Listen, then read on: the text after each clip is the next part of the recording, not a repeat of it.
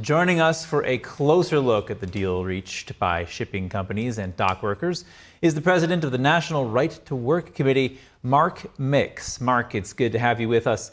Explain the negotiation process and what dock workers and shipping companies agreed to. Yeah, well, first of all, this is good news that we've got a reprieve. We don't have a settlement, but we have a delay in what could be the economic impact of this strike on consumers and the country, in fact. So this delay till January 15th, they've hammered out the wage issue, it appears, a 62% increase over a 6-year contract.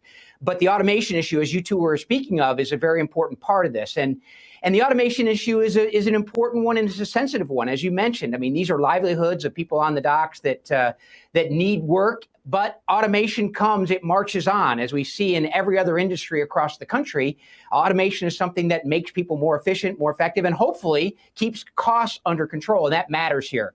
But in this situation, it looks like the political process was weighing heavy on this whole situation, and I think probably that the election coming up in a couple of weeks had a real impact on this decision to basically postpone the strike and the longevity of the strike. So when they get back to January, it's likely that there'll be another contentious negotiation, but hopefully they're maintaining the terms of the contract today that are in place that expired on October 1st. Obviously, they're back at the table. The president mentioned that. I think the acting secretary of labor has mentioned that, but the issue's not over yet. There's still leverage here, and this union has tremendous power over the economy when it comes to controlling these ports along the East Coast. Now, members can still vote against this deal that we're talking about, similar to what happened with the International Association of Machinists and Boeing last month. Those workers are still on strike there. What are the chances of the members rejecting this deal that we're talking about? Well, I think obviously if they let the vote be transparent and we actually see the count, it may be that those workers would say no to this. But I think they're going to accept this part of it. And I suspect most of the time these union votes are not public. Union officials announce the results of elections in many cases. Sometimes it's a very narrow group of people that actually get to that actually vote on the contract. The union comes out and says, of course, 99% of our workers voted for the contract, 99% of our workers voted to strike. That may all be true. We don't know that for sure. There's no transparency here. So I think probably the union president, Harold Daggett, who's gotten an awful lot of attention over the last 4 or 5 days about him and what he's done and how he's run this union over the years, has basically increased to the pressure. I think he's got a deal. He'll basically demand that his longshoremen go back to the job from now until January 15th. I still think he's going to exercise his power and his privilege. There's no question about that.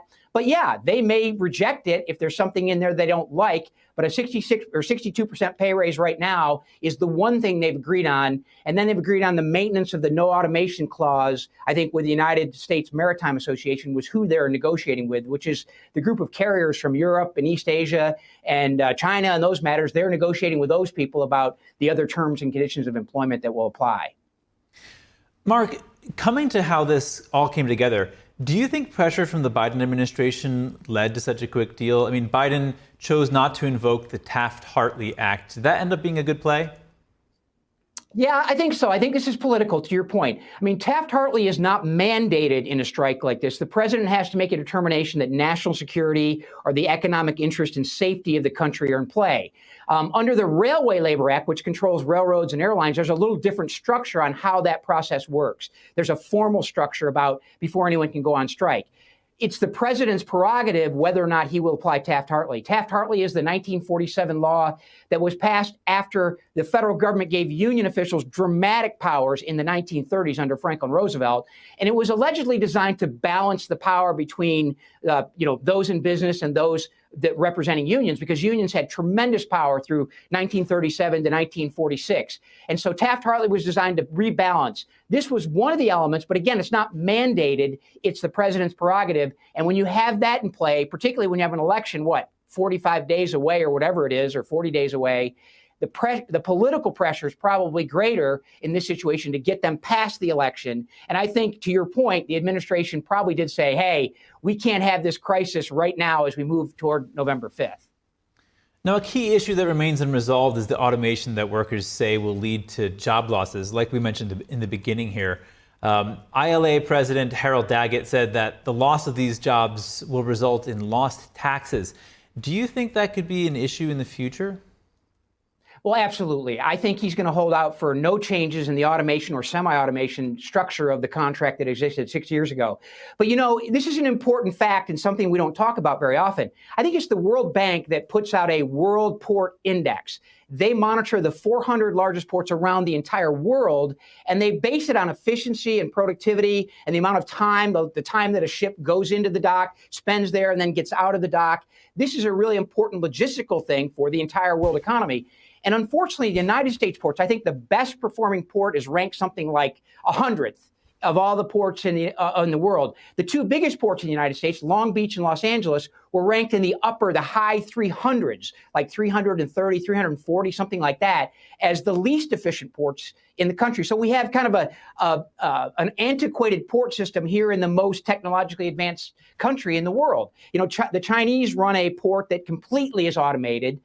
That may not be the standard we're looking for, but the idea of introducing some automation or semi-automation into these port structures hopefully will help the cost structure, because we know that anything now, the 62% pay raise, that's going to be pushed down to the consumer level at some point when transportation costs are part of the pricing model for a retailer, for an agricultural provider, or whatever. So we're going to end up paying a price for that increased cost. There's no question about that. And just in the last few seconds here, economists said a prolonged stoppage could raise prices. Obviously, this wasn't a very prolonged stoppage, but with the amount of time that we did see, 3 days or so, did consumers see any changes in prices? Did this play out in that way? Yeah, I'm not sure that it had that dramatic impact. I think, shippers had prepared for this. There were some ships that went to the West Coast and set up a structure for the last couple of months to get that set up. I think people prepared for it, but any longer, and I think the impact was like, $5 billion a day and a GDP impact that was very significant. I think we're through that, but let's wait till January 15th and see what happens then. All right, Mark Mix, president of the National Right to Work Committee. Thank you very much. Thanks for the opportunity to talk with you.